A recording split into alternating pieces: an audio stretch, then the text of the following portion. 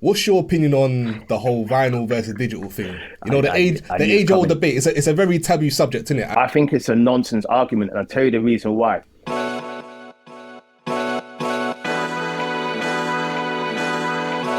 Yes, people, it's your boy P Monroe, and we're back again. TKP Unplugged, episode 3. And listen, today got a special guest, man. Yeah, we got the father, the teacher. Yeah, your DJ's favorite DJ. Let me be real. Yeah, today we got none other than man like Essence DJ. What you say, my brother? What's good, man? Listen, bless up for having me. Obviously, shout out to you lot for doing a sit-down thing. Do you know what I mean? Doing things differently out here. So, yeah, glad to be a part of it, man. So, big up to all of you lot.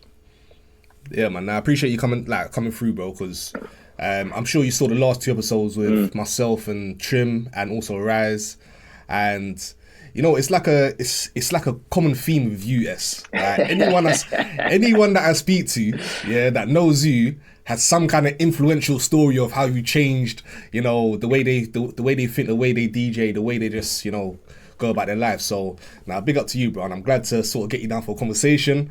I know we're going to talk about some things, but with that being said, let me get an introduction from yourself. So who is Essence DJ? Like, where you from? What was your upbringing? Like, all that. You know what I mean? Cool. So, yeah, myself, Essence. I've always been influenced by music, innit? But one thing I didn't realize until later on in life is how much it actually influenced my life. You know what I mean? So, Yeah. like, from back in the day when like dad had vinyl, I was just picking up and just listening to music in it. A lot of people don't know I went to private school in it. Okay. So Yeah, yeah.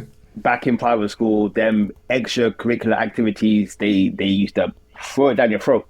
So yeah, everyone can bust a recorder, calm. But then there was things like keyboard lessons, do you see what I'm saying? Like joining the school choir, like one of them things there. So music was just moving at a very young age, and I didn't even realize I was just enjoying it. Like I'm just a kid in it. You see what I'm saying? So I've done all them things. Do you know what I mean? The singing, the keyboard lessons, blasting recorder for fun, all of that, dancing. Like yeah. So I suppose in a way it was only a matter of time before I It found sounds my like it. my true calling with music and stuff. So it actually come about that me and my boy, big up Chuck, obviously I grew up with him and stuff. We were just literally chilling out around his yard one time. And he had his like decks just in the living room, just sitting there, like two turntables, whatever, bare vinyl. And he was like, oh, like, do you want to learn how to mix? I was like, well, we're here, innit? It's too hot to kick ball, innit? So let's do something else. I'm down. And the rest is history, bro. So he taught me like how to beat match all them things there. And then he was like, if you want to do this, then look, I've got this like old school, like hi-fi turntable thing. Take that, go cop yourself like three couple rhythms, then just learn them. And these were around the times when garage was becoming more prominent in the like the commercial scene, innit? So we're talking like 2000, shall we say? So obviously I bought down to HMV, copped a couple of rhythms. I think it was Sunship Check 1 2. Jeez. There's Cisco Dancing Me, the Gambino remix, and one other tune. And Yeah. these times they have decks. So I was just listening to these tunes again and again and again on the hi-fi that gave me, just running on a turntable again and again and again. And then as time went on, I managed to get some mine together, get myself some turntables, some little belt drives just to learn on. And Jeez. from then, I was just practicing, and we would all kind of always come together. So me and the boys, it must have been like maybe 4 or 5 of us. We were in that spectrum in terms of mixing vinyl, loving what we do. So we'd all go around each other's houses, practicing, just having a flex. Kind of like what TKP is now, innit? But back Yeah. then it weren't live. We were just doing it for the sake of doing it and just trying to outdo each other or learning off each other, this, that, and the other. So yeah, man, that's how it all come about. And they'd all been doing it a lot longer than me as well. So I'll never forget times where you go to certain man's house, innit? And they would take you with it. And I'm thinking, yo, like, I'm not here yet. Like, wow, like, I get so nervous. We're trying to pick up the needle and just like shaking and that because I'm nervous and performing in front of these lot. You see what I'm saying? Yeah. So that's how it all kind of come about in terms of just like mixing and learning and getting into kind of turntablism as it was back then. And I suppose as time went on, I just continued to. I never stopped because for me, DJing was always a hobby. Everyone has a different path with music, with anything in life. But for me, it was never a case of, yeah, I'm gonna do this and I'm gonna go make it. Like we was doing a Yeah. couple of DB house parties here and there. It's nothing. We're just having fun. I always saw mixing as a hobby. Full stop. 2008, 2009. I'm still collecting vinyl. I'm still doing the vinyl thing. And then one of my boys is like another guy. Shout out to Bex. He was like, "Look, we can get gigs out of this because I know certain people want to book us." I was like, "Okay, cool." He's like, "Yeah, we're gonna have to use CDJs." And I'm like, "What are they?" I was literally like, "What are they?" He's like, "Oh, basically, yeah, you run CDs." I was cool, whatever. But we both had vinyl, so we're kind of stuck here, innit? You see what I'm saying? But we're getting asked to play out, so it's an opportunity. So we had to go to one guy's house. Shout out to Alan Kempton, New York, that's up here. We went to this guy's house here, and we both looked at the CDJs and was thinking, the fuck are these? Like, where do you even start? You know, there's just bare buttons in it. On a turntable, you've got start, stop, you've got 35, 45, and if you've got like a high grade turntable, there's a couple of other features, but that's literally it. And I'm looking at this thing with a screen and just different. So we must have spent an hour or two just learning the basics in it. Like, this is cue, this is play, this is your pitch slider. Da, da, da, da, da. So anyway, we've now kind of got the grasp of it. We've burnt music onto CDs, and we're now out playing. I'll never forget my first step. We did a gig in Northampton together. We was opening up. We was just clanging for fun because we'd never done it before. Yeah. Listen, the pots and pans mixing that day. Pots and pans, Jesus. Yo, I'm so glad there's no footage of that because it was embarrassing. But it was a chance for us to get out. Yeah, part of the journey, man. Part of the journey. So we continued doing that. We were now getting like residencies and we're playing like everything. It weren't just garage. Like, we're both sort of garage heads, but we were just playing everything. We're doing a full club night for people. And then we kind of went our separate ways. I continued on with it for a piece. And look, at this point still, it was nothing more than a hobby. I didn't really want to be out there being like, oh yeah, I want to do this, I want to do that. I didn't think of it that way. There was no dream or end goal. But it got to a point where I thought to myself, you know what? It's like, you're actually right, this, isn't it? Why don't you push yourself and see what happens? And for the last, I don't know, 10 years, that's what I've been doing. Just pushing myself, trying to get out there, using social media to my advantage, doing the live streams. Obviously, like many, I've started the live streams on Facebook before the copyright things come in. And we was just moving with it. Do you see what I'm saying? Like, just having fun. So since then, I've just been pushing, getting myself out there, like networking, meeting new people, getting gigs, just enjoying what I do. Like, the main thing for me, despite it always being a hobby, now it's more of a case of see how far you can go, but just enjoy the journey, innit? Like, I know a bag of people put bare pressure on themselves, like, oh, I need to do this, I need to do that. Oh, I'm never going to make it. It's like, whether you make it or not, it's regardless, man. If as long as you enjoy your music, then what was the problem? That's it. You see what I'm saying? But everyone's journey is different. That's so true. It's so true. And the fact that you was never, like, your head wasn't in the DJing space where you said, I'm going to be a DJ. It's mad interesting to me because I know who you are now. It almost feels like, DJing was always your thing. You know what I mean? And the fact that it seems like music was more just a part of your life rather than you made it a part of your life. Do you know what I mean? So now it's interesting, man. And you know what I laugh at as well? The fact that you said you went round to your mate's house and you was getting nervous because there was obviously bad boy DJs there. And I've seen the total opposite now. You're there, and then I see people coming in sweating. Yeah, I'm shaking hands. I'm all like, have to dry my hands after. You know what I mean? Hey, listen, them man were moving. they were moving different. Shout out to Ross, shout out to Rayburn. Like, they were just so. What you see from me now, obviously, I take a lot of it from how they were then. The only thing is, obviously, I don't really like do scratching and that, but them man was scratching garage rhythms in, and I'm thinking, I can barely get these two tunes to go in time. Like, what the F are you lot doing? Like, this is crazy. They were so swift with it. And you know how, like, if you know me now, and obviously I mix quick in it, and I take a lot of influence from them because that's what they were doing back then on vinyl. And I was like, how have you mixed this so quick? Like, it's taking me 3 minutes just to get these two tunes aligned. You see what I'm saying? So, yeah, like, shout out to them to each and every time, and shout out to Chuck always. Nah, come on, big up them lot, man. And it's amazing that, it was a fact that you were just bored one day, you and your boys, You're meant to be kicking balls hot, so you decided to learn as a DJ, and then The rest is history. here you are now. Here you are now, bro. And obviously, you touched on the fact that you was a turntablist originally. Yeah. Started on the vinyl. I can see the vinyl there behind you. You get me? Big up. Now, obviously, I know nowadays you're more on the digital side of things. Yeah. Yeah. But speaking to someone who's obviously done both at a decent level, what's your opinion on the whole vinyl versus digital thing? You know, the age-old debate. It's a very taboo subject, isn't it? And I'm sure I know you personally have, and I know I have, and surely a lot of other DJs on social media have always had someone in the comments saying, "Bet you can't do it on vinyl though," or "Stick to your digital," stuff like that. Do you know what I mean? And it's look, big at the vinylist because I know it takes a lot of tech. You need to know what you're doing. You need to know your rhythms. You need to be quick as well. So definitely big up them. But in regards to the argument regarding, you know, if you're a DJ, are you a real DJ if you can't do it on vinyl? What's your thoughts on that? Listen, let me keep it 100, yeah? So mixing on vinyl, turntablism, all of that, completely different ballgame. For me personally, it's two different art forms. I don't know why people tend to crossbreed it and think, oh yeah, you're not this if you can't do it on this. I think it's a nonsense argument, and I'll tell you the reason why. Is we're in an age that's just moved on. Like, we're not using VCRs anymore. No one's running VHS. No one's even watching DVDs. But if someone was to put like, oh, I've just watched this DVD, there ain't going to be a bag of people hating them the way they hate on vinyl versus digital. I get the premise, because having done both, digital is easier, yes.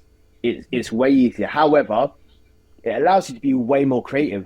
Half the stuff I do, if you've seen anyone post, half the stuff I do, I couldn't do on vinyl because it's not physically possible. Yeah. I respect and appreciate and always love vinyl in terms of the snap, crackle, pop. It's just a different. It sounds really weird, isn't it? But I like to touch my music. So vinyl always appeals to me more. But I can't afford to go spend £5-6 a time on vinyl. Like these two vinyl in here, either side of me, they were both $5.99, $6.99, something like that from HMV. Big up yourselves. I can't afford to do that every single time, because now that's 6 or 7 like MP3s or 4 or 5 WAVs. And when I'm playing in a dance, I can't take vinyl in with me. They'll be like, "What we do? Where's your USBs or where's your CDs?" They'll be like, "What? No, this can't run."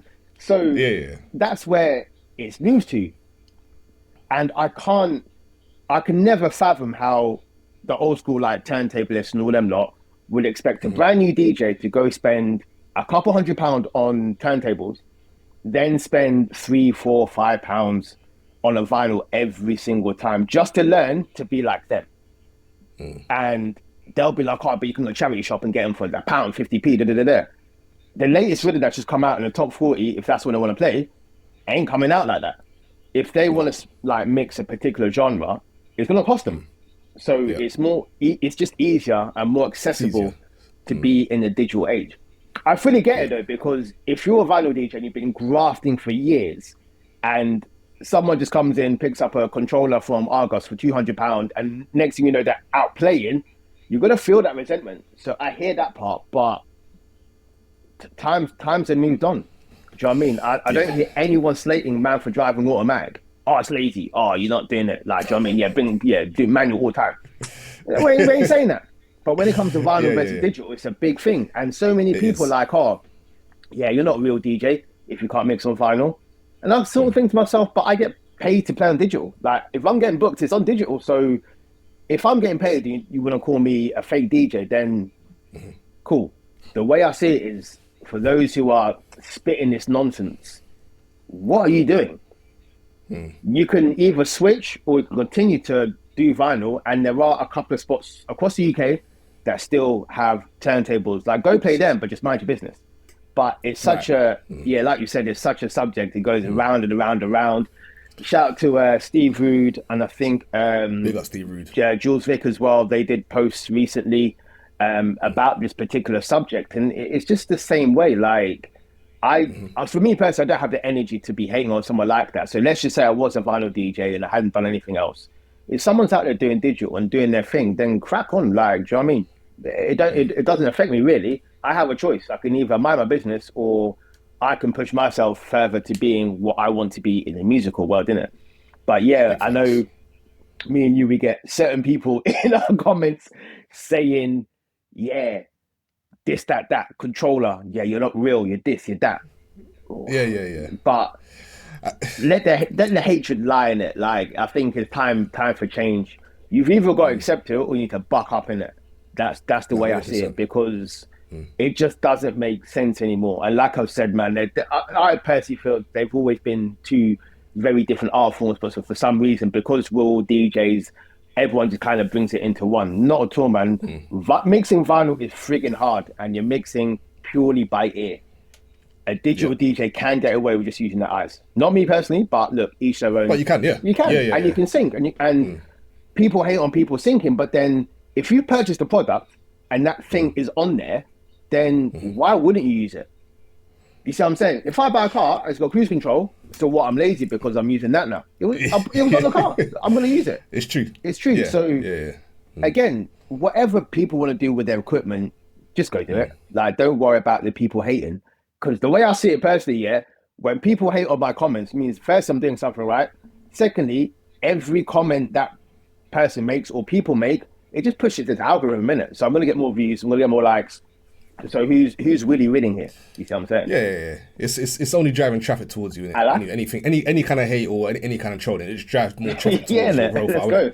and then people are gonna see what you're really about.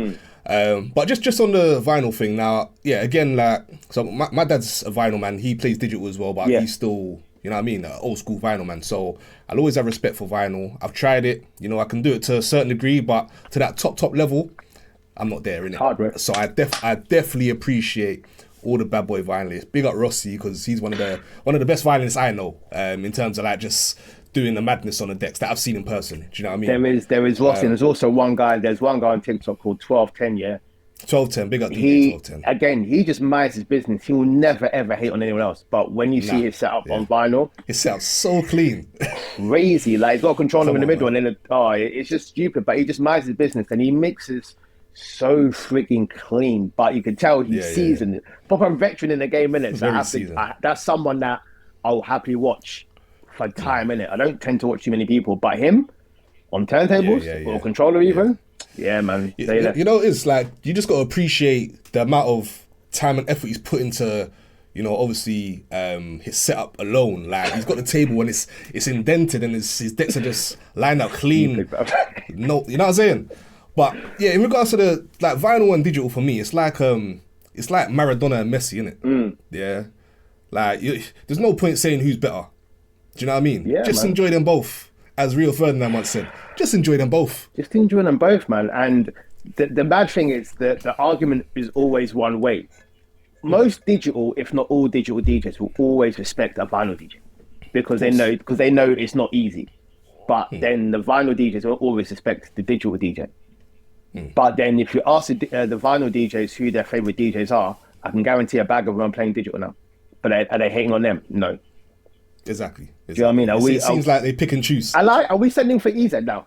Big car, he does digital You get me? because he's running USB. Yeah. Do you know what I mean? You know what I mean? I don't see no hate on EZ's profile saying, but you can't do it on vinyl, mate. You get me? You trust me? EZ will just literally tell a thing or plug in two turntables and be like, yeah, now what?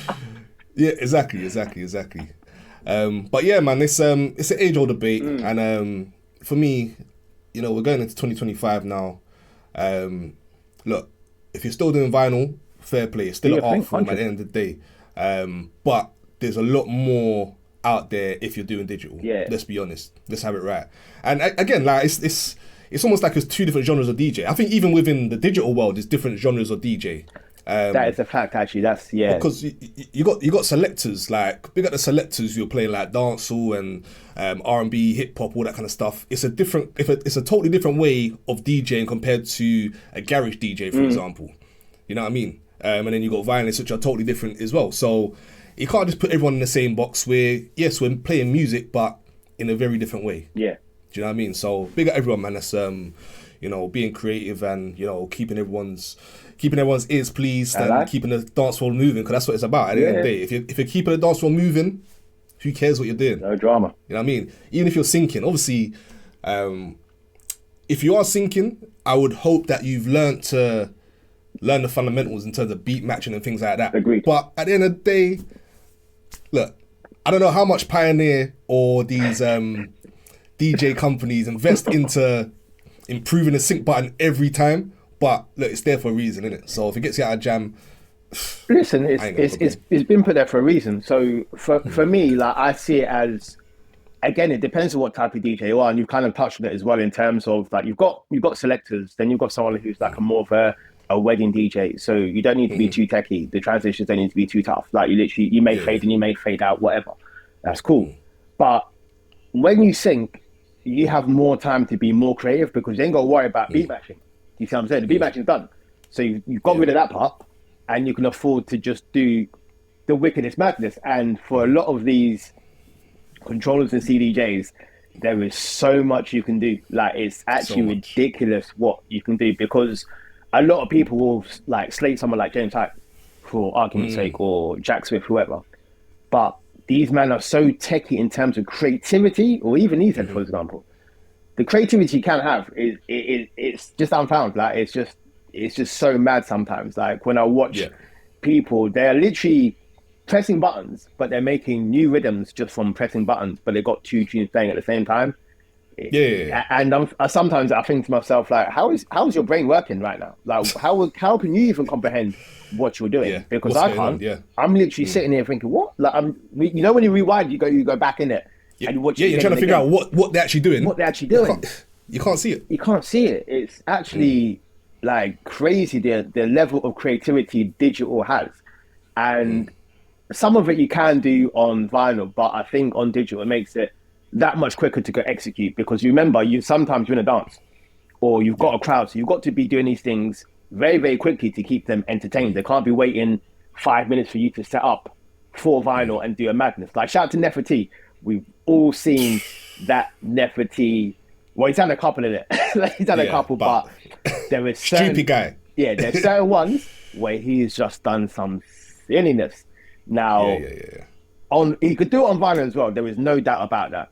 Easy. However, in terms of setting up quick, in terms of with the crowd around you and just keep them entertained and keeping things moving and sharp, yeah, man, it's like, do you know what I mean? That's where you have to respect digital a bit more, because he gave him the time just to be swift with it. And I'm sure he did it in no time, again and again, whichever one he did.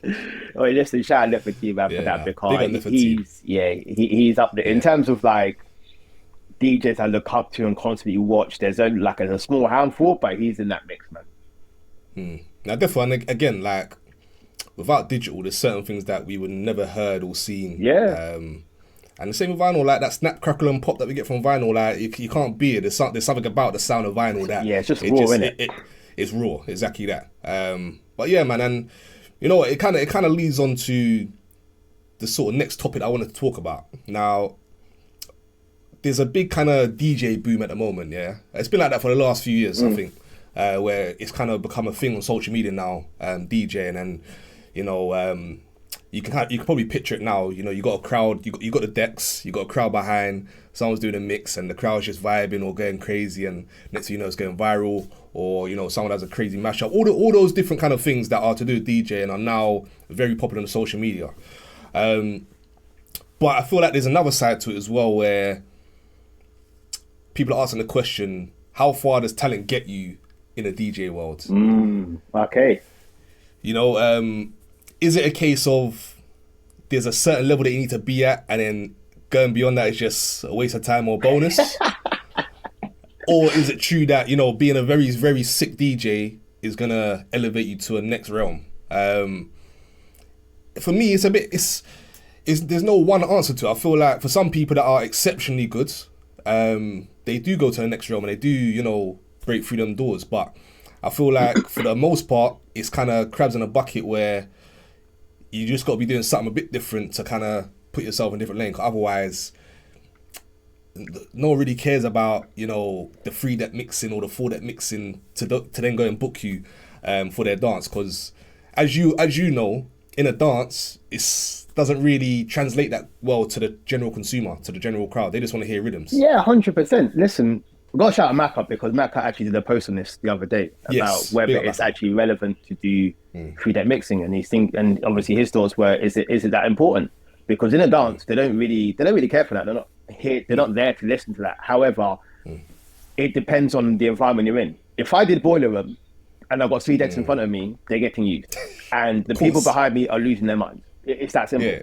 But if I'm getting booked for my kind of, the regular kind of, nights that I do and stuff, they don't come out to hear that. So they don't really care. So again, it depends on your environment. And in answer to your question, there's so many different facets to it, because I've seen DJs with the most talent. Like, if I think I'm good, they are up there, but they're not getting any shine. Do you see what I'm saying? So it makes it so difficult, because you're right. If you do the same as everyone else, how are you going to stand out? But sometimes if you do stuff differently to everyone else, then you become isolated, because the promoter may not want to hear that. Do you see what I'm saying? Like, I don't know, for me, the way I am on the live, or if I'm doing TKP, I'm just doing the wickedest, like just the free mixes, I'm just having fun with it, whatever. Yeah. A promoter might think to himself, like, yeah, he's a bit much, isn't he?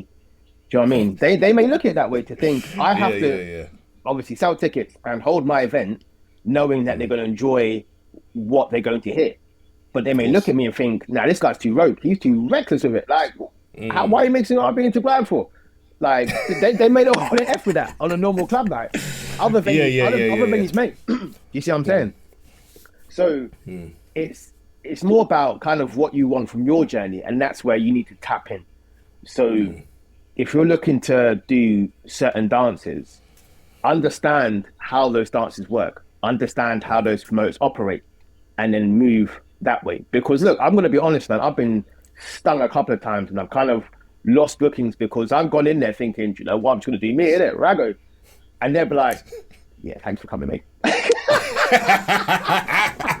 Yeah, we'll take, do you know what I mean? Yeah, we'll take your payment a couple of days. Thank you very much. And I never heard from them again. So there's been no situation. Sometimes they just told me, like, afterwards, like, that going on. Okay, cool. Yeah. So what, you're just gonna? I'm surprised you didn't play that afterwards, that genre, because and it's only when I look back at it and I'm kind of like, yeah, do you know what? It makes sense. But that's because I just like to do my thing, innit? I just like to just be as creative as possible. But sometimes you have to conform. Sometimes you got to play the game. Sometimes you can be free in it. So you're going to get all those different experiences, and it's about being able to adapt. So shout out to like gigs I play, such as like Hayes, obviously shout out to Jay Green and all the man them, all the gal them and that. Like he knows that I can just do what I want, and he's cool with that because he knows I can bring a vibe, and that's all he wants. He just wants to bring a vibe and energy. Whereas certain gigs you play, they want a particular genre or particular selection of tunes to keep the crowd nice. So you have to kind of understand. So I would say talent only gets you so far. Like for me personally, in terms of how talented I am, does that translate into how big I am in the outside world? I don't think so, really. Like, it's not even an arrogant thing. But no, I agree. I know I'm taking with it. I know I've got all the rhythm. I've got a lot of rhythms to play, and I enjoy myself. Do you know what I mean? I'm DJing with a smile on my face, and that energy translates. Do you know what I mean? The one thing I hear whenever I'm doing a live, or if I just finish a set, oh, you smashed it. I love your energy. That's the thing I hear most. If I got £1 for every time I heard that, then I wouldn't need a full-time job. I would just eat off hearing that comment. I really would. You see what I'm saying? So it doesn't translate. So talent will get you so far, but you've got to think outside the box. But then if you're looking to go in a particular path or particular way with it, you've got to do your research now, because there is so many other DJs trying to do the same thing. Like if your algorithm is set a certain type of way on, let's just say TikTok, you're going to see a lot of DJs coming through. Now, I know for a fact that you're just going to be scrolling until you find one. It's like, okay, I can F with this person. Yeah, they're cool. Like she's smashing all this and the other. But do you know what I mean? How many people do you have to go through to see that? Till someone physically stimulates you. And that's why TKP is such a it's such an important thing for me for a couple of reasons. But whilst we're touching on this, it's what we bring that is just different. Because in terms of tunes, we're not playing like a bag of exclusives. We're not playing loads of tunes that people have never heard before. Most of them they have, some of them, yeah, they won't. But it's the vibe and energy that we bring that just makes us different to everyone else. Like, we've got so many very DJs playing different genres, but all works together to keep that energy high. Then you've got people hosting, interacting, keeping the people entertained. Then we've now got people spitting bars, freestyling, all them things there. I know you've gone away and you've gone away and actually like create lyrics just for the sake of TKP to keep it moving. So we have all these things that's why people tune into us. But then even if you park all of that from a musicality side of things, we're just a bunch of nice people. Like, facts, in a nutshell. We're just a bunch of nice people, and people like seeing that because I can imagine, yes, if you didn't know us, we may come across a certain type of way. Calm. But once they hear us talking, and they think, oh yeah, like, these guys are right, and then they start listening to the tunes, the way we host, the way we just do what we do, and it's just all positivity, and the numbers are always mad. Then that's how you build. So that's big facts. Yeah, man. Big facts. And like for me, what I love about TKP so much, and what's made me appreciate TKP so much, is that I've done a few gigs, and I'm sure you've been in the same situation here, where you've done a gig and you feel like you didn't really get to release your creative energy how you would like to, and you might. For me, I'll be like sort of midway through the gig, I'd be like, I just can't wait to just get back on TKP and just have fun, like, with my friends. Brother, do you know the baddest thing, obviously we had the gig recently, didn't we? Essence and Friends. Obviously, let's let everyone come down and stuff. Big up. And I didn't enjoy my gig. My set, I didn't enjoy it. And really? I remember like saying to the missus, in it, like, Johnny, I just wasn't feeling it, this and the other. Had the words come out of my mouth, but we're satisfied. So I was like, but just like now, innit? Then we had a CRS the next day. Yes. Remember what happened? That's when I was satisfied. You get me? That was where I was like, yep, cool, I'm back in it. I am back. And it gets like that sometimes because there's a certain expectation, obviously, when you play out. Because you kind of think to yourself, do you want to impress the promoter or do you want to impress the crowd? And they're two separate things here. So you can either run the risk of doing one or the other. And sometimes it can stifle you because you didn't really feel what you're doing because it's almost like you had to do it. Whereas when we do CRS, shout out to Rise each every time, when we do TKP, any of the live streams we do, even our separate ones, we are just free with it. There is no there's no rules in it. And it gives us that freedom, therefore we enjoy it more, because I think for all of us, DJing isn't our career. It's not what we're looking to do full time. No one's looking, I may be wrong, but out of all of us, no one's looking to do this 9 to 5. No. You see what I'm saying? No one's looking to get in that lane. For those who do, I have to shout out to you though, because like you got there in it, some respect, because not everyone makes it that way. But for us, collectively, it's not. It's an element of fun. It's an element of there's a lot of talent just bubbling that we need to make sure we do something with it. But ultimately, there is opportunities out there still because we're all getting them as well. So that's why we kind of run with it the way we do. But there, like you said, man, there's been times where I've not really necessarily enjoyed my gig, and then I might get the message from Trim like, "Oh, are you available on this day?" Because we're doing TKP, wherever. I'm like, cool. That's when I'm coming back. Facts, because I ain't gonna worry about it. And sometimes I'm not even creating a playlist. Sometimes I am in it. Sometimes I'm just like, the USB is there, see what happens. I'm not gonna lie, and I'm glad you touched on that as well, because sometimes when you just go into it without even thinking, having like a pre-prepared list of what you're gonna play, is when you'll have the best sets ever.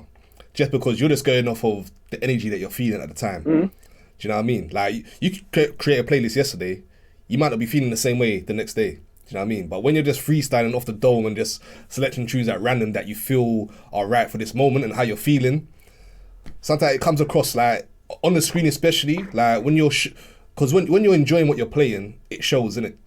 Do you know what I mean? Like you can't hide that unless you're one of them DJs that just stand still. There are a few of them. Big up them, because I know they enjoy it in their own way. But if you're a man that moves around a bit and you're playing something that you're enjoying, trust me, it comes across to the crowd, especially online. So yeah, man, nah, it's Listen, broski, definitely the best way to put it is, you know them late night drives, isn't it? We just have music on and there's no destination. Are they not some of the best drives versus you're saying, I'm going to go here and listen to this? It's going to hit different, innit? Sometimes you just need to let your mind just be free in it and just let your mind run, and it just creates a different chemical reaction in you altogether. And it's very apparent because sometimes they lead to some great creations. Like the amount of times I've wanted to slap you or box you with a mic because of the mixes that you've done. And I know that it's just off the dome. It's not, I know you've not sat there and thought, I'm going to do this with this. Yes, we've all got signature mixes. I'll explain signature mixes later to you lot. But there's been times where I know stuff has just happened. Even your signature mixes came from you just being creative and being free. Yeah. It all comes from somewhere, innit? It all comes from somewhere, man. Yeah. And it's just part of the overall creation, man. Like, if there's one thing that, you know, I've loved since I've started DJing, it's just the fact that it just allows you to express yourself, man. And sort of show, you can show your character through the music, innit? Like, you can show the biggest expression, your emotions and everything, man. And that's why I kind of wanted to come onto your live streams, because your live streams, big up Essential Sundays, yeah. Boy, come on. Okay, you know what it is? When I first started watching you, I think I watched you a few times before we met the first time. I watched you two or three times before that, yeah. And it was very different to how your Essential Sundays are, where I'll probably catch you on a Friday night and just going ham. And I love that as well. Like, I love those sessions as well. But that was you just going absolutely ham, hell for leather. And it was all about the music, innit? All about the music, all about the hype, all about the tech, the chopping, all that kind of stuff. Essential Sundays is very different. The flip. Big flip. Obviously the music is still there. Like, you're still playing the music and it's still at a very good level. But it feels like it's not just about the music. It's a lot more than that.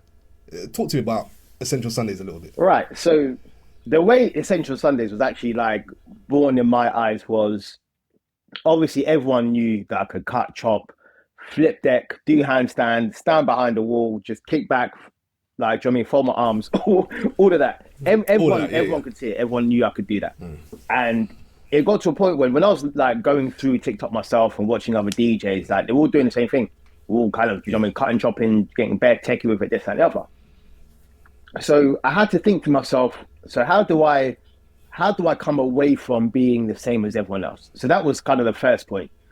The second point was, if you listen to Essential Sundays, like the rhythms are a lot more, I don't know how to really describe it, but they're a bit more chilled in it. Same tempo, but they're not a hype thing basically in it. They're not they're not rhythms I would play in a club in it, because they're too they don't evoke enough energy. They're more mellow. They're more mellow. So I have loads. I've got so many tunes I like that, and because when I'm usually playing out, it's more of a high energy, like more of a hype thing. Their tunes were gathering dust. So that was the second part, thinking I don't actually get to play these tunes. But thirdly, it allowed me to challenge myself, because everyone knew I could cut, chop, blend, all that. But in terms of blending, like just letting two tunes just do their thing together. Just do their thing, yeah. No one had seen that. And everyone I was seeing on TikTok at the time was just doing the madness, trying to impress, show off, whatever, or just doing themselves, whatever it is. So I thought to myself, I need to flip this completely. So I'm going to play all these mellow tunes. I'm going to keep it calm. And I'm going to pick a spot during the day where I want it as background music. I don't want people sitting there with a glass of wine fully involved like they would do a TKP on a Saturday night. I wanted to come away from even that. I wanted a whole new audience and a different thing. So the tunes became more mellow. I knew people were listening in the background, but then because of the people that were coming in, the community that's being created, it just felt different. And that's how I just kind of ran with it. And because of a lot of tunes I was playing, they're kind of more, because they're more kind of mellow and chilled, they have sometimes a bigger message. Like, you don't tend to hear like a proper hype rhythm and they're talking about like loving yourself. You see what I'm saying? It's not like that. But if you think of like one of the staple rhythms of Essential Sundays, obviously Cleo Soul. Come on. Yeah. That tune gave me an opportunity to actually think, do you know what? Like, you lot in the chat, just listen to what they're saying. Listen to what the tune is portraying.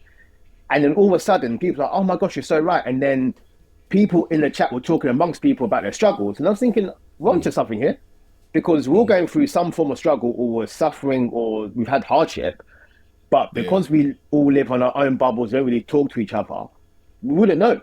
So it was an opportunity to kind of put it out there to you lot, saying, by the way, you lot chatting in the head, we're here right now. You're all going through some madness. You're all going through some tough time, but you're not talking. So let's talk.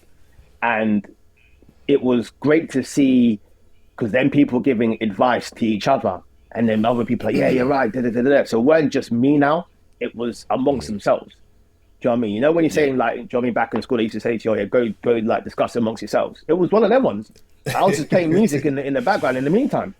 So I was onto something, you see what I'm saying? And it was so different to what others were doing. Now, there are a lot of DJs out there who do, like, a Sunday show and it's a bit more mellow, but the difference was sometimes for some of them, they're playing different genres that allow for that to happen. So if you're playing, like, a lot of soul, a lot of 80s music, it's just naturally going to be that way. It's going to be more chilled. It's more of a Sunday morning thing. I hear it and I'm fully down for it. So shout out to you lot for doing that. But for me, from more of a garage perspective, shall we say, because that's my bag, I didn't really You don't really hear it. You don't really hear it. And then you don't hear that. And then you don't hear someone actually, like, effectively preaching at the same time. And that's how the whole Father S thing come about, innit? Like, it wasn't something I coined myself. Father. It was something that it got to a point where I could see people chatting and commenting and stuff. I was thinking, you know what? Let me pick up mic and actually, like, let me tell you something, innit?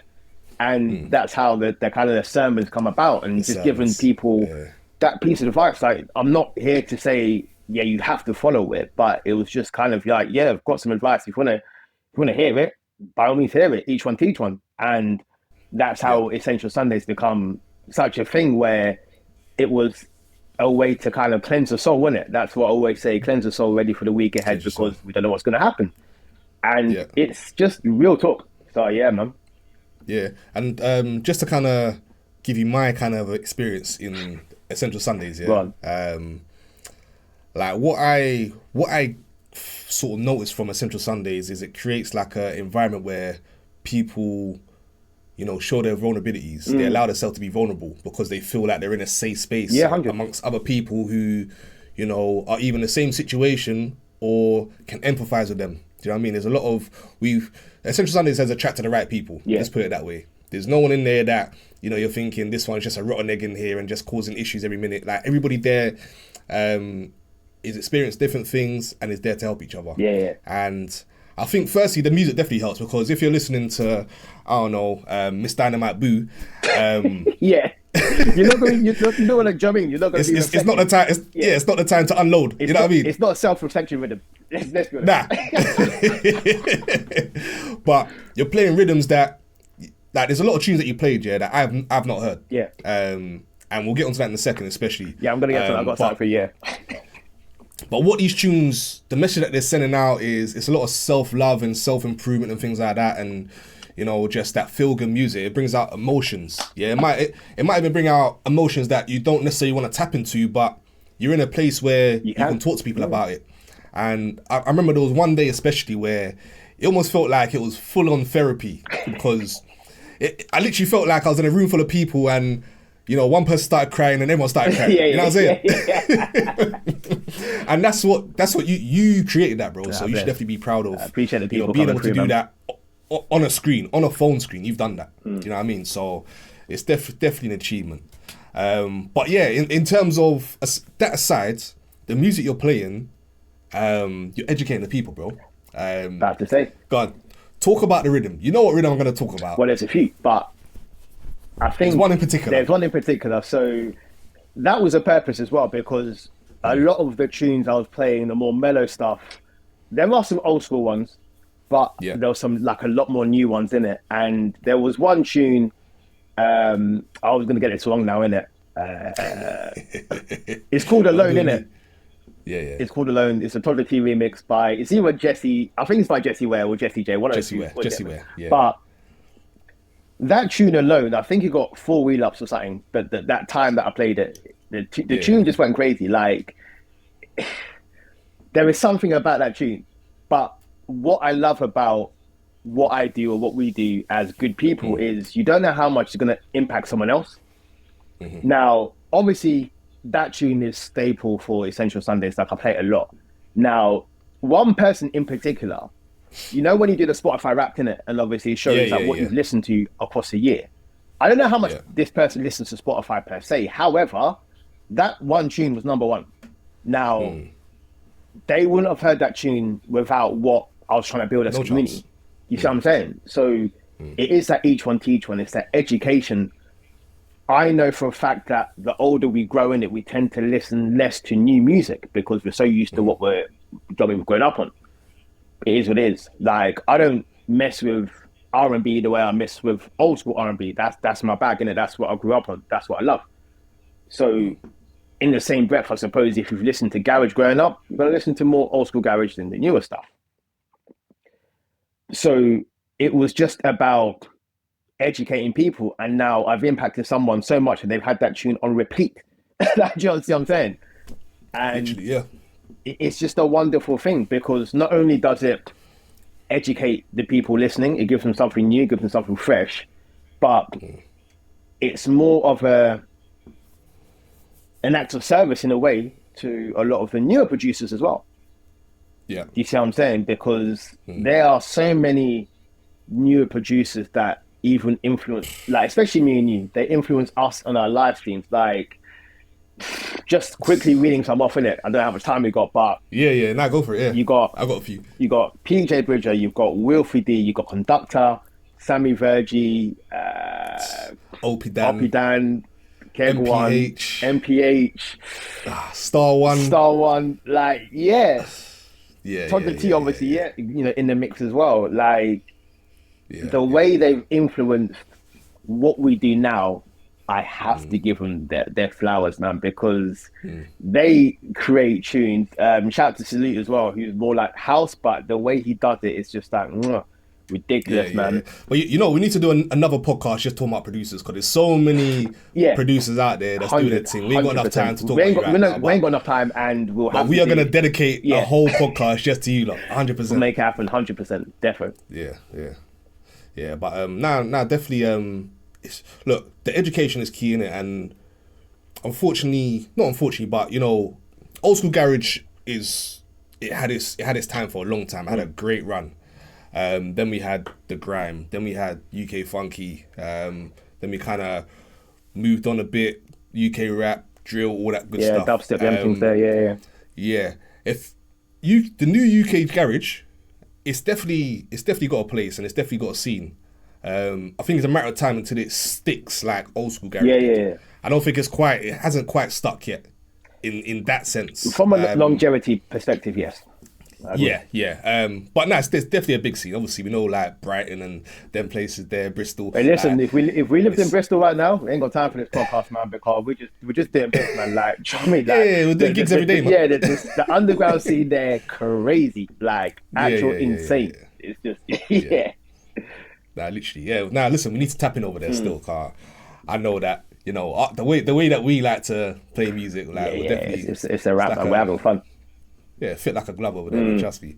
But education is key, and there's one rule that you got on your live sets, on your live streams, that kind of enables you to educate people. What's that one rule that you have on your live streams? Oh, what? No requests. No requests. No requests.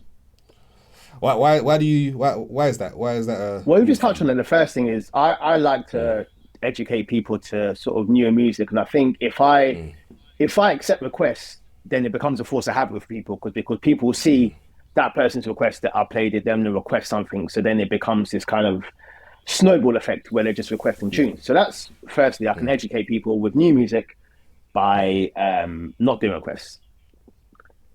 Secondly, like I've said to you before, like I like to be free of my music, especially if I'm doing a live stream. So I'm one of them people that if you give me a blank canvas, like don't tell me how to paint or how I should paint. So just let me do my thing. I think the other one is sometimes when people request, I don't really read the room. So I'm playing garage, or I'm playing funky, or I'm playing kind of anything between 130 to 140 BPM. Now I fully understand that not everyone knows and understands BPMs, but then you ask me for some slow jam. And I'm thinking you're just going to F with the whole tempo and energy of my entire live stream from your one request. Ain't going to happen, unfortunately. And then one of the other reasons why I don't do it is because because obviously I play garage and people know me as a garage DJ, or they feel the up tempo stuff, they're going to request a garage tune. And more time, the tunes they request, they ain't bad. Like I'll, do you know what I mean? I'll happily play them, I'll F with them. But for me personally, you're asking me to play that tune. I'm then going to have to go and play that tune probably next week in advance. So tunes they come redundant very quickly for me. So I try and keep it fresh by kind of just not playing them tunes in a live stream and just keeping it to the outside world, as it were. And I think that's why I try and keep away from requests, because a vast majority or a big portion of the requests are going to be old school garage.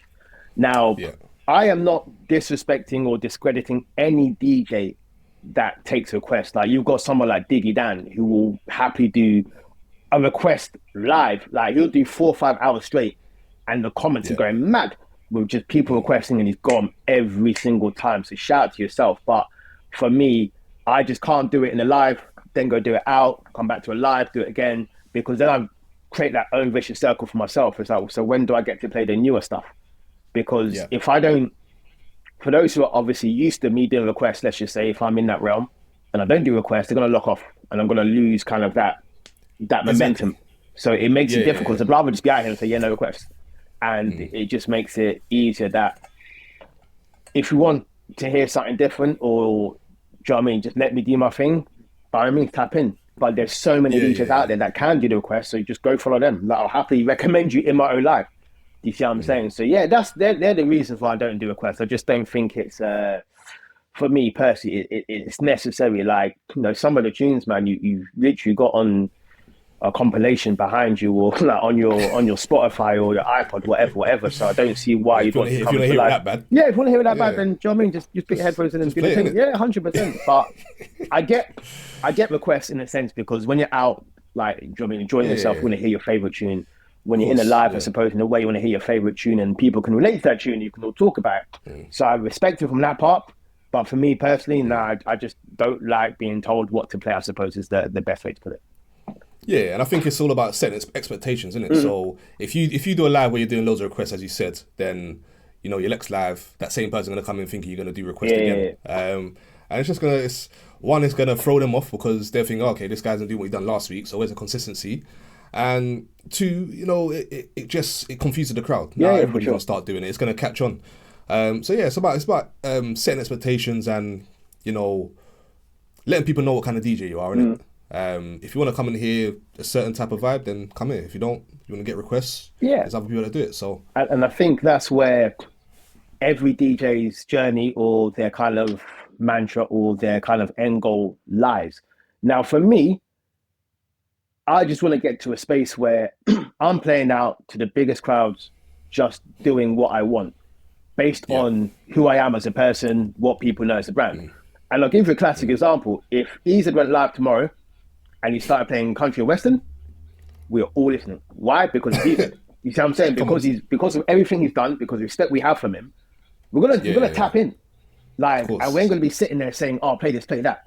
Oh, how about playing this? We're just gonna be like, he's playing country western. What's going on? Like, and we're gonna enjoy it regardless. So he's built up. He's earned that respect. He's earned his dues to just do whatever he wants. Like, a lot of the big DJs can do what they want. Do you see what I'm saying? I know David Guetta could do a garage like set next week.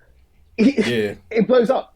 It's like a lot of his fans would be thinking, what's he doing? But because it's him, and because of his following and his brand, people are going to F with it. And that's where I want to be in it. Because like I've said, every DJ is different in terms of their path, their career, this and the other. I'll happily play the game. I'll happily conform, where if I'm doing certain gigs, yes, I have to play X, Y, Z, cool. But then there's going to be other gigs where I don't have to. You see what I'm saying? So I'm quite a nice balance right about now. But the ultimate goal is I'm running festival, doing what I want, crowds going crazy. Now, another example is I saw a video once in it, and I've seen quite a few of them, to be fair. But the doors opened for this particular festival, right? Doors opened, and the DJ is just filming on his phone. So he's the first one. The crowd are just rushing in. They don't even know what tune is playing. They don't even know who the DJ is. But because it's the start of the festival, they're just like, let's get on it.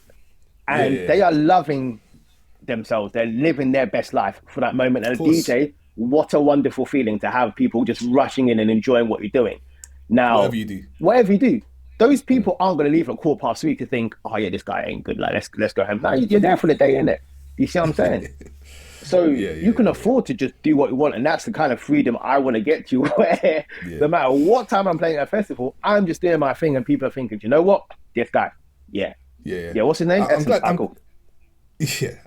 glad you touched on that as well, because I think it's been a conversation that, you know, TKP we've had for a while, where we understand that, you know, there's different lanes. Obviously, if you're getting booked at a club, you got a gig, and they want a certain sound from you, you got to conform. Otherwise, you're not getting booked again. Simple as that.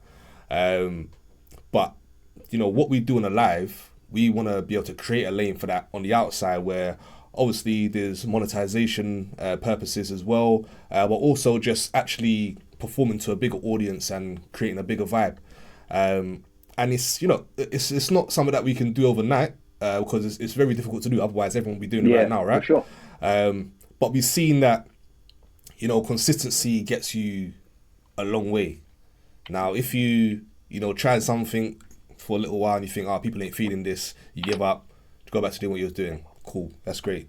But you've also seen the other side of the coin, where someone keeps going and people are all the way saying, this is never gonna happen, it's never gonna work, and then one day you just see it just click. You just see it click, and then next thing you know, they're out of it. You know what I mean? And I think for us, it's just about keep doing what we're doing, not sort of changing what we're doing for the clout, or trying to chase the trends, all that kind of stuff, and just do what we do. And eventually, it's gonna click naturally. There's gonna be a lane that opens up, and before you know it, we've created a new grime scene, we've created a new garage scene. Like, gotta trust the process. You gotta trust the process. Gotta trust it, no matter what sort of whatever you do in life, I suppose. But especially musically, whatever career you want to do, because some people they're just out here for fun. Some people just out here to produce, enjoy themselves. Some people want to make this and get to the very, very top, regardless of what stage you're at. Trust the frigging process, man. Don't let no one derail you from that. There's too many people who are quick to do that. But you've got to understand to yourself is, if they've got time to try and derail you, then what are they doing?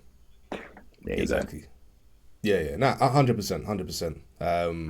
You can't listen to all the noise. There's a point where you got to block out the noise and listen to the people that are important and the people that you know have your best wishes at heart. Because if you just listen to everyone, you're not going to know what to do. Everyone's going to have something different to say. There you go. Do you know what I mean? But yeah, I wanted to touch on so for the new DJs, 'cause I know you've done bits for the new DJs and you've spoken to people about, you know, how to get started. Now, before I kind of get onto that, I want to talk about one of the times that I came out. I believe it was in Chelmsford Courtyard. Yeah. I can't remember who was that for. What that was for either Bougie or Glam, innit? One of those two. But both them brands, man. Yeah, big up them. And it was a great venue, by the way. It was a great venue. It was a nice crowd as well. But you know, I got the privilege of, you know, being able to stand behind you in the DJ booth, yeah. And for the most part, I was just sitting in awe and trying to understand what I was witnessing, because the way you was working that crowd, bro, like, and this is where I think there's levels in it, because yes, you can play rhythm, but can you work the crowd? Can you get the crowd to enjoy themselves when you're outside? And that's essentially what you're being paid for, right? Now, I saw you constantly looking at the crowd, and you're commentating to me, by the way, while you're still having to select tunes. You're telling me what you're doing. I'm like, and you're like, you said to me, okay, all right, cool. They're getting a bit tired. I can see they're getting the energy's gone down a bit. So let me bring them down a little bit. Let them catch their breath. Then you saw they was ready. You said, all right, cool. I'm gonna bring it back up now. I'm gonna bring the energy back. And then you saw that they might have been bored of garage, for example. So you said, all right, cool. Let me switch up. I'm gonna play some dancehall. Never heard you play dance in my life. I don't even intend to play it. I don't know what happened that day, but yeah, I had to try something. Man started playing dancehall, and for me, it was just like as a new up and coming DJ, it was so valuable to see that, because those kind of things you don't always get a chance to see it and, you know, speak to the person who's actually doing it, because you might not have it in like that. More time you have to learn on the spot. You have to make the mistakes. But what that done for me is I was able to see what you was doing, and I'm able to kind of take bits of that and put it into when I have gigs. Do you know what I mean? And look at the crowd. Firstly, before you kind of get into that, yeah, how important is it, yeah, as a DJ in a club or any kind of gig to keep your head up and not just be looking at the decks all the time? That particular gig was a bit more unique because it was a 2 hour set. So I had to keep them going for 2 hours. And I was conscious of burning them out for the DJ after me, but then still not doing enough to hype them up for the next DJ. So there has to be a balance. But you've always got to be looking up. Now, I'm not gonna lie to you. Obviously, in my earlier days, like super nervous, like DJing out, I literally had my head down. A lot of it came from all them years and decades practicing in front of a wall. I was in a bubble. I had no reason to look up. There's nothing but a wall there. There was no crowd. You see what I'm saying? So I was so used to just looking down all the time that when I was outside, still looking down. And then it got to a point where I was playing out, but I'm still nervous because the way it was in my head at the time when I was first starting out was if I look up and they look dissatisfied, it's going to affect me more than, do you see what I'm saying? If you don't see it, yeah, it's going to throw me off. If I don't see it, I ain't going to worry about it. So out of sight, out of mind. There you go. But there's like hundreds of people there. But it got to a point where I needed to know what was happening. And it's now become force of habit that I am constantly looking up to see what people are doing. Because every gig will give you a different experience. So the more you look up, the more you'll be able to gauge different examples. So for argument's sake, if I'm at a dance and there's, let's just say, I don't know, a group of 5 girls just in the corner, kind of just like, do you know what I mean, doing the little 2-step and that, what can I do to get them 5 girls on the dance floor? Because if I can get them 5, then others will follow naturally. You see what I'm saying? No one ever wants to be the first person on the dance floor. Let's be clear. Nah. So you have to kind of almost pick who you're targeting. You see what I'm saying? Almost like some mastermind work, like, do you know what I mean? Or investigative and that. Getting them on the dance floor, and then that's phase 1. Phase 2, keep them there. So you always have to be looking up. Now, again, it depends on what type of gig you do. Sometimes the gig's already hype anyway, so you might as well just follow suit and just keep them hype. Certain gigs are expectant that you keep them hype anyway. You see what I'm saying? You go to certain dances, and from when, I don't know, from 11 till 3 o'clock, it's just nuts anyway. So you ain't gonna worry too tough. Just make sure you got hype in them. It's that simple. That goes down to preparation and making sure you got the right playlist. But you would know this before you did the dance. But I just like to see what's happening out there. I like to see what they are doing, what they're liking, what they're not liking. Why? Because then I know how to behave the next time. So if I go to if I go back to Courtyard, Chelmsford, I know exactly what's going to work. I know exactly what's not going to work. Regardless of whether it's going to be a new crowd or not, it's going to be that type of crowd because it's that end. So it's important to look up, and it will also help you once you kind of get over the fear of rejection. When you actually see people out there enjoying what you do, and some people are like, do you know what I mean? Like giving you that gratitude back in there, like going, you know what them teams there were saying? Yeah. Or you get a handshake or something. The handshake. Listen, I did a gig last night, man. The amount of people that come to spud me, man, like, I had to run sanitizer real quick. But it's one of them ones where you kind of like, okay, cool, I'm doing the right thing here. You see what I'm saying? So, it's really important that you understand the crowd and be able to adapt. And depending on how you are as a DJ, some DJs will go to a gig with 3 different playlists, A, B, and C, even maybe a backup. Some will just go in there and see what happens, because some people can react better under pressure like that. Some people actually work better. But it all comes down to just, keep a lookout, obviously adapt if you need to, but use that, if anything, if you could take anything away from looking out for the crowd, take the feedback. And then you know how you learn from it, don't you? It's experience. That's how you're going to learn, man. And now, look, as difficult as it is to, get yourself out there and things like that, the experience of, getting a gig and just, the satisfaction of, even if it's just one mix that you've done for the night, that got you that one person smiling or that one person dancing, like, use that. Bro, like, the difference that makes is crazy. Yeah, like, even if the rest of the set wasn't amazing, like, and you can go home and say that you got one person dancing. Like, that is, you made an impact on someone's night. It's an achievement, exactly that. So look, it's all a learning process. I'm still learning as well. And you know, I'm glad I got the right people around me that, you know, I know I can do a set tomorrow and I can call you for example, after, and I can explain to you how the set went, what I think could have went better, and you'll give me your feedback as well. And you know, it's definitely good to have a mentor and things like that, especially if you're trying to bust through, man. So if anybody that's watching, if you do know someone that's kind of doing their thing outside, tap in with them, man. Get some info out of them. There's nothing wrong with it. Yeah, each one teach one. And I think, just to kind of off the back of that as well, go out and watch them as well. Go and be there for them, because if you're all in that kind of same space, you'll learn a lot just by watching someone. And like you obviously said to me, it was an experience like watching you and like watching me and this and the other. Yeah, I've been the same, where I'm in certain dances and I'm watching top DJs do their thing. I'm just like, I'm just like, wow. But yeah. That's also been used as fuel over the years. Like we're talking, I mean, obviously a natural scene said, DJ Cartier is a massive one. I remember watching him one time and thinking, I will never forget the time where I must have done my set and Sean Dean come on afterwards. Yeah. I didn't know who this guy was. Yeah. And I remember me and my boy, shout out to 5 past 5, we always said, just come off, taking my USB, like, actually, the USB still in there, still playing, whatever. And we're just taking a step back in it so he can do his thing. The way this guy come in, loop the tune and just ding about this, we were like, who's this? We were just in awe of this. And shout out to Sean Dean, because big up Sean Dean.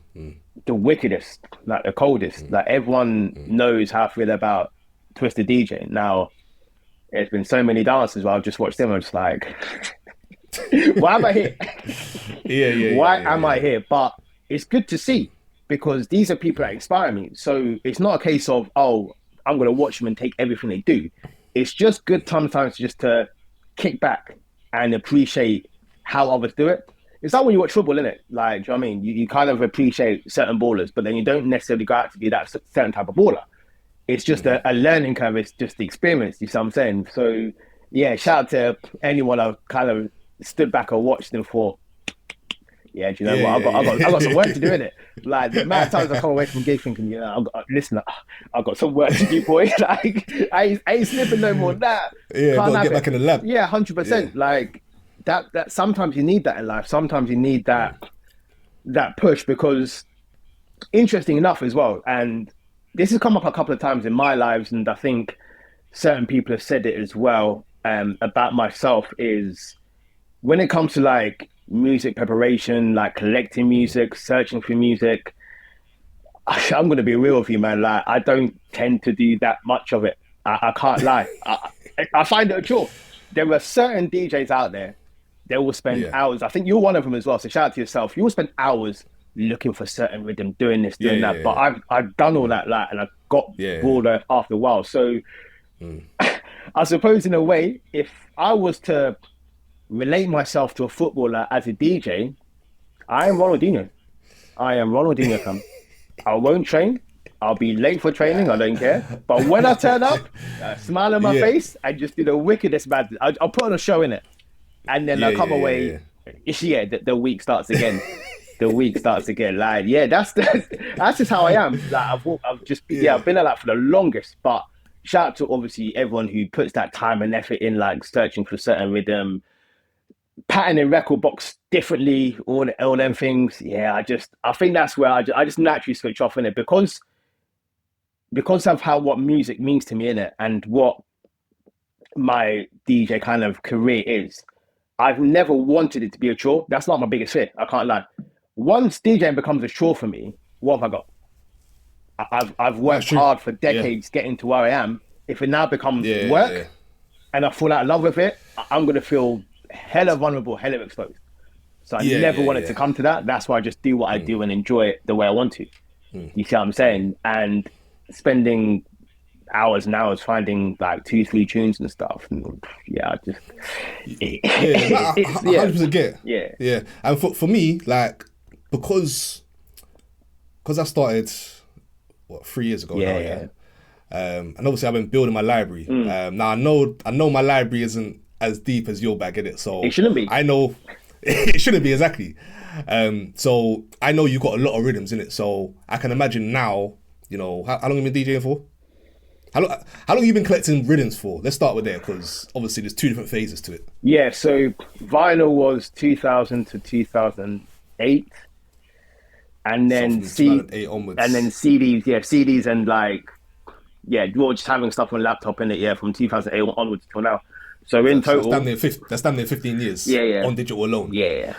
So that's 15 years of collecting rhythms, isn't it? Yeah. So I can imagine after 15 years, plus the vinyl years as well, like doing the research to find new tunes, it's gonna be monotonous. You know what I mean? For sure. Yeah. Whereas for me, at the moment, because I'm still excited to hear new tunes, and I can't, like, for example, like if I go on SoundCloud and I see a tune that I'm gonna get, and I'm listening to it, I'll be like, I'm just thinking about TKP and thinking about how people are gonna react. I can't wait for Essence to hear this one. Like, you get what I'm trying to say? So the fun hasn't been taken out from me for that yet, because I still enjoy that side of things, because I've got a routine where like I've got a weird routine where, for example, when I'm going into the office on Monday, I'll be on the way to work, I'll be playing my SoundCloud weekly, where they send tunes that they think I like, and I'll be listening to any new release on Bandcamp from the people that I bought from previously, and I'll be going through just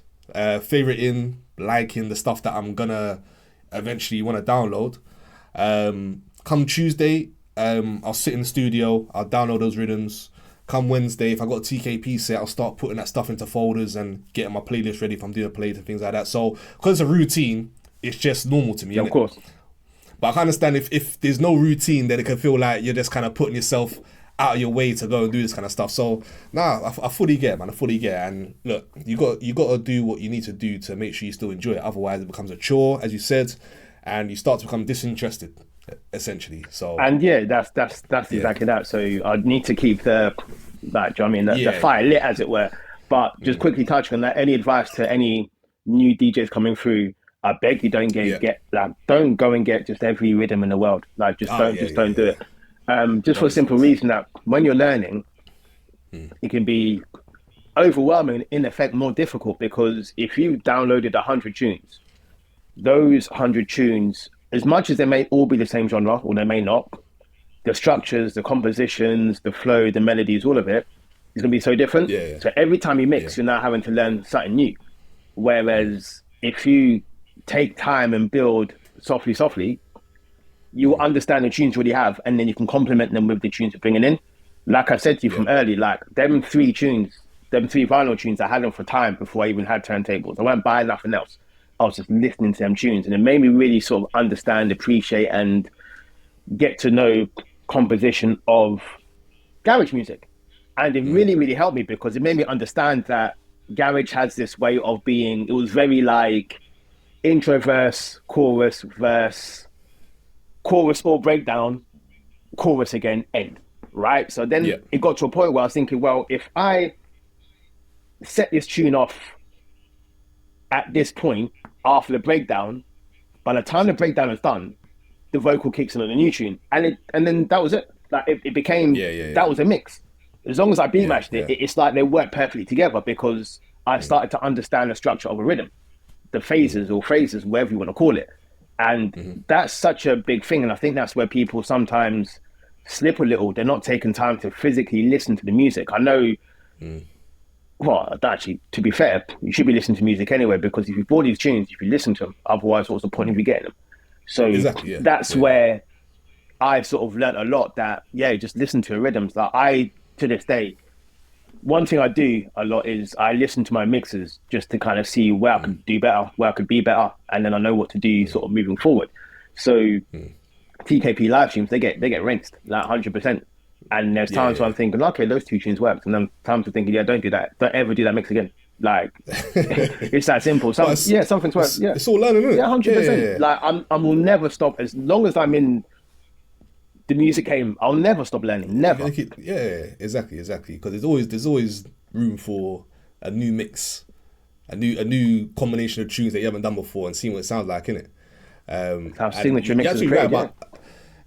It's what you said about listening to your music as well. Like, it's so important, because there's more to a song than just a drop.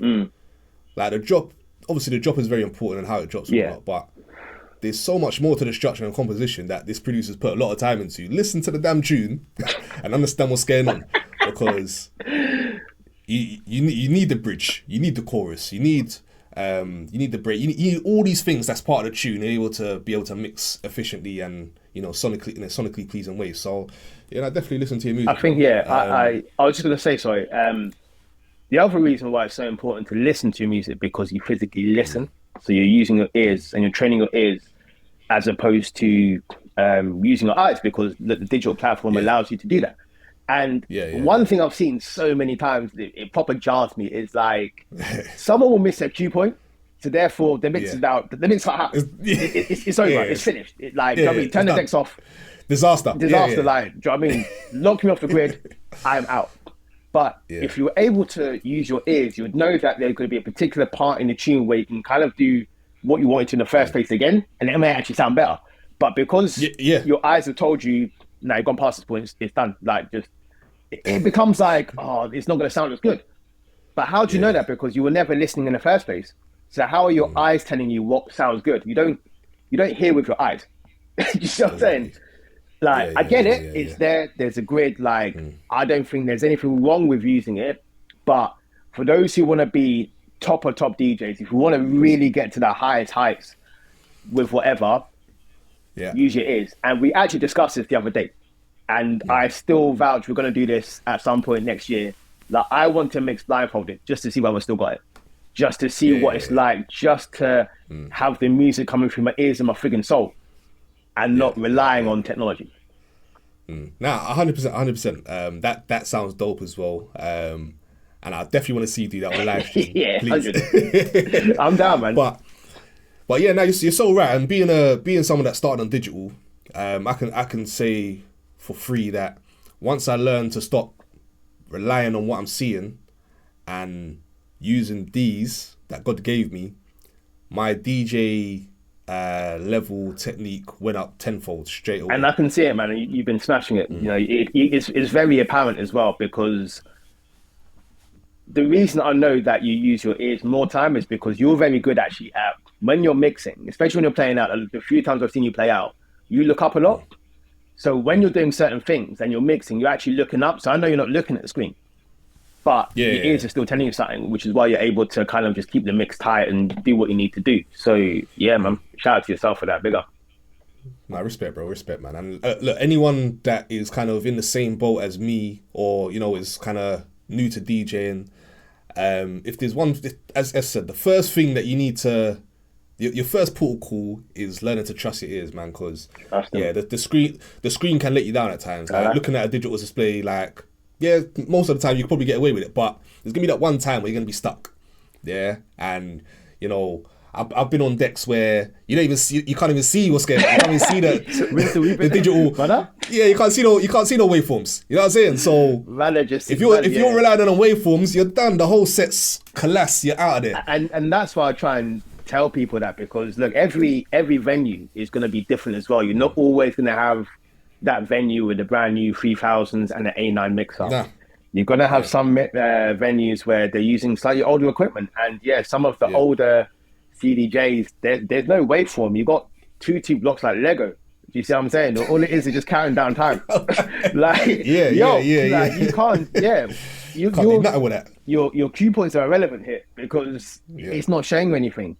Do you see what I'm saying? So I suppose that's why, if I'm giving advice to anyone, is just to have that sense of relying on your ears when you can. Like I said, look, it's very easy to obviously watch screen, and do you know what I mean, those who like use laptop to DJ and stuff, it's there. So I fully understand it, I fully get it. But I think it's because I hear so many complaints about, this mix sounded out, or it's out of phase, or it's not in time. It's because you've relied on all this stuff that you're seeing as opposed to what you're physically hearing. Like, the music hasn't changed. The music is exactly the same as when you bought it. So understand to yourself why it sounds different. Because learn to count beats and bars and all that kind of stuff. And you can never go wrong. You never once you, because you'll get to a point where if you do count bars and things like that, you get to a point where you're not even counting no more. It's just automatic. You just know, okay, cool, next phase. Yeah, I'm coming in here. Yeah. You know what I mean? So yeah, now look, big up all the DJs, man. Just keep 100. practicing, keep learning your trades. Do it in silence if you don't want to do it on live. It don't matter. You're still learning, innit? So keep the grind going. I recommend that. Sometimes you have to practice offline, and I think obviously that's what helped me. I think what the difficulty is obviously, look, when you're up and coming, you want to showcase yourself, you want to be out there. So I fully appreciate people going live and showing the people to do that. But the problem you also have is that whilst you're trying to learn how to beat match and you're trying to get a tune or two tunes in time at the same time, you're watching the screen, and therefore you're reading what's on the screen, maybe taking in a particular comment or what someone said. Some people are hosting whilst, you know what I mean, they're still sort of very, very new. So your brain is having to process that much more. So it makes it a bit more difficult. And we've all been there where a particular comment throws you off. And then all of a sudden, now your mix is off. And then you're going to get like a little bit agitated or like, oh, it wasn't too good. And then you're going to start to like doubt yourself. So you create a vicious cycle. So my recommendation is you have to spend time offline as much as you do online. I get people want to do online all the time because you get your followers up, keeps in the algorithm, likes, comments, might even get 2-2 gift. So I hear it. But in terms of your physical learning and kind of, you know, making them strides, are you holding yourself back by doing that? That's the question you've got to ask yourself. If the answer is no, then by all means crack on. But I think sometimes you need to just check out and just focus on yourself and your mixing and create that bubble for yourself where you're just in your zone and you're not watching the screen or how much battery time you got left and all them things there. Do you know what I mean? We've all been there. So, the trials and tribulations. But nah, 100% I agree with what you're saying. And look, to any DJs out there, look, there's I know Essence. I know you've done a couple TikTok videos where you teach people about certain things. You know, if you're just learning and things like that. And I know you got more to come, especially in 2025. So yeah, like, look, just keep an eye out for that, people. But yes, before we kind of get out of here, I want to do a quick fire question thing. Yeah? Okay. Well, I'm just going to ask a question, and first thing that comes to your mind, just get an answer in it. All right, good. All right. Best gig you've ever done? Sun City Scala 2018. Okay. House or grime? Grime. Grime or UK funky? For the longevity, grime. Okay. Grime or garage? Garage. God, come on. Favorite garage tune? Pass. Well, I had you there still. That one gets asked all the time. It's so difficult to Yeah, I hear that. Pin down to one. Favorite DJ equipment to use? So DJ 3000s. Ain't that mixer? Next. Bro, listen. Yo. Like, that I don't know. Like, that stuff just hits different. I don't know what it is about it. I've had my controller, I've had my XZ for many, many years now. But yeah, when I hit 3000s, when I hit certain mixers, everything it's really weird, isn't it? Like, I've never understood ballers, innit, who would go spend £200 on a pair of boots to play Power League on a Monday. But if you ask them, they'll be like, I just feel different, like I feel better. I kind of get it from a music perspective when I'm on top equipment. I can't lie. 100%.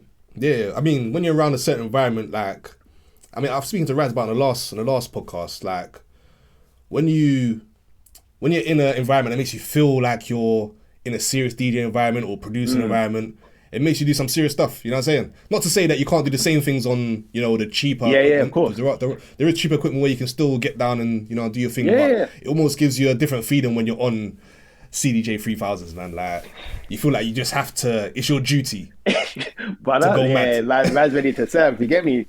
Serve my country, man, about. Yeah, bro, literally, man. But listen, bro, listen, it's been my pleasure having you down. I appreciate Great it, man. Conversation as usual. Anything else you want to tell the people? Anything you got going on, or a message you want to lead them with before we go? I think the main thing for me is, look, like, you're going to get haters regardless. Like, either way, I think that's the main thing. We kind of stop ourselves from doing a lot of stuff because we feel people are gonna come in and say whatever. But just remember, like, the constant reminder to myself is, if you don't like what I'm doing, I never ask you to watch anyway. So that should be applicable to to all of you. Literally, Yeah, stay in the lane, keep doing your thing. Don't be envious of others, because then you're wasting energy on watching them as opposed to focusing on you. Like, I've said it from probably the last 3 4 months now. Like, 2025 become alive, innit? So it's important that whatever you want to go and do in life, not just music, whatever, it's time. Just freaking go for it. I gotta give, obviously, shout out to TKP each and every time. Obviously yourself, obviously Trim, Z, Caves, man like Rise, like shout out to Rita doing absolute bits. And all the other people who come through TKP as well, man, like extended family. Like, listen, can't forget, you have too many names to mention, so I ain't gonna do it, because otherwise we'll be here for another 5 10 minutes. But I think for me, like, yeah, bless up everyone who showed me love and appreciation and support for our time in it. And yeah, man, next year we go again. But in the meantime, between time, man, we're still out here, man. We still got a bag of clips to put on our socials. We still got stuff to come do. on. So yeah, keep a lookout, man, and stay locked. Nah, big up, big up, big up.